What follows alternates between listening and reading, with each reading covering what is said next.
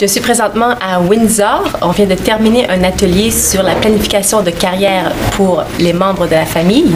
Je suis présentement avec Joseph. Bonjour Joseph. Bonjour, merci. Vous êtes professeur à quel niveau? Je suis enseignant, n'est-ce pas, au Conseil catholique. OK. Oui, fait l'élémentaire au secondaire. OK, très bien. Et puis vous avez participé à l'atelier d'aujourd'hui qui était sur la planification de carrière pour tous les membres de la famille. Quelle est votre conclusion après avoir suivi l'atelier au complet? Merci de la question et permettez que je vous remercie, n'est-ce pas, d'être venu à Windsor pour la circonstance. Pour revenir au thème, la carrière, n'est-ce pas, dans son mot réel, comme j'ai appris, n'est-ce pas, dans cet atelier, n'est-ce pas, c'est à peu près une vocation, n'est-ce pas, une spécialisation où on commence dans les bas âges à se préparer et jusqu'à ce qu'on atteigne, n'est-ce pas, le profil recherché en termes, n'est-ce pas, de métier. C'est ça ce que la carrière. Mais une autre chose très importante que j'ai appris dans cet atelier, si tu me permets, c'est la différence entre carrière et job, carrière et emploi, dans le mot réel du thème. Et j'ai compris que en tant qu'immigrant ou immigrante, on doit, n'est-ce pas, se spécialiser, n'est-ce pas, dans un emploi pour avoir, n'est-ce pas, une très bonne carrière. Mais par contre, si on arrive, n'est-ce pas, dans un pays comme celui-ci, un pays capitaliste, et on commence à partir des petits jobs, à partir des petits emplois, on perdra le fil, n'est-ce pas, de la spécialisation, on perdra le fil, n'est-ce pas, d'avoir une carrière. Voilà, n'est-ce pas, en grosso modo, n'est-ce pas,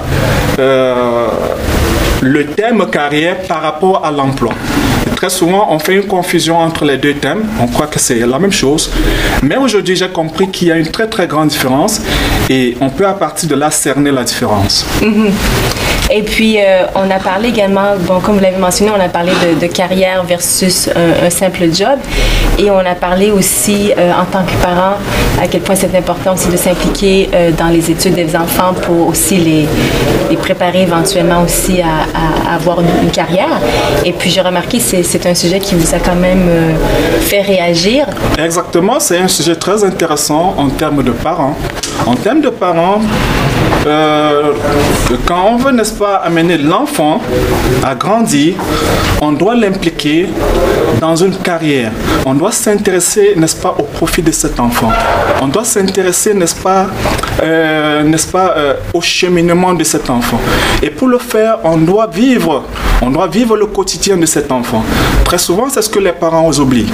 Les parents oublient que, et comme nous sommes au Canada, où l'enfant ne doit pas échouer, on croit que l'enfant qui a terminé, n'est-ce pas, l'année, doit automatiquement aller en classe supérieure. Ça, c'est le réel.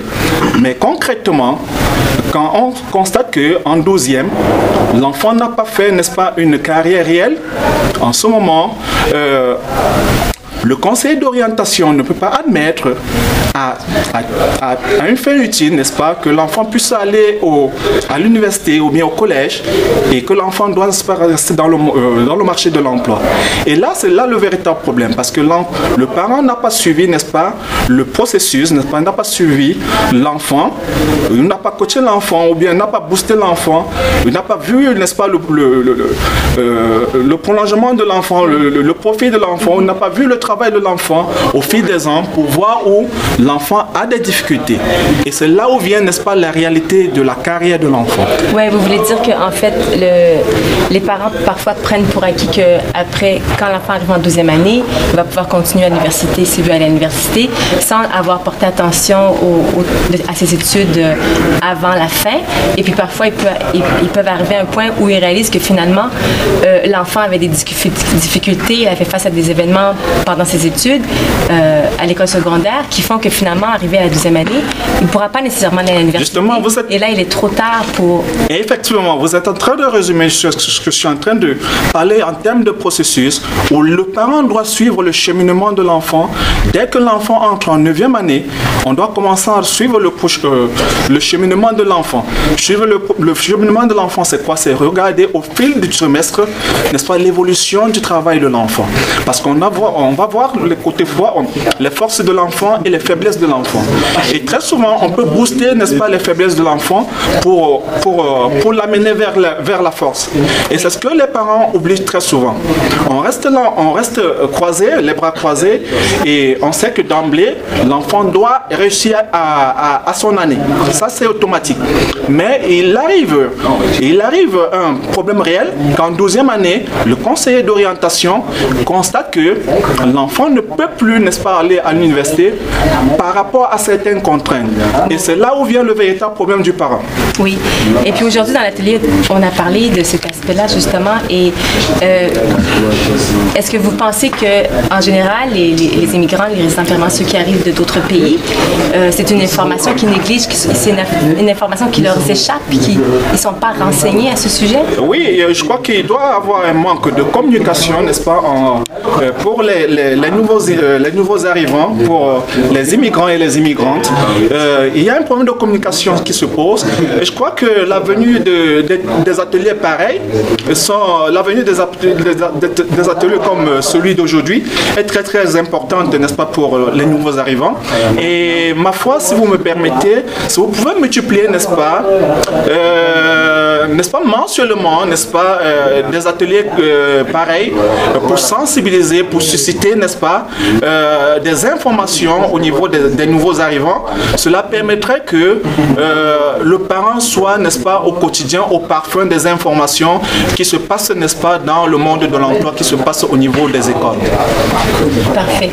Ben, merci beaucoup, Joseph. Est-ce qu'il y a quelque chose que vous aimeriez rajouter avant de terminer? Oui, je voudrais tout simplement, n'est-ce pas, vous remercier une fois de plus pour être venu. Vous savez que le temps est précieux et vous savez, quand vous venez, ça nous démontre, n'est-ce pas, votre importance, votre participation dans la communauté.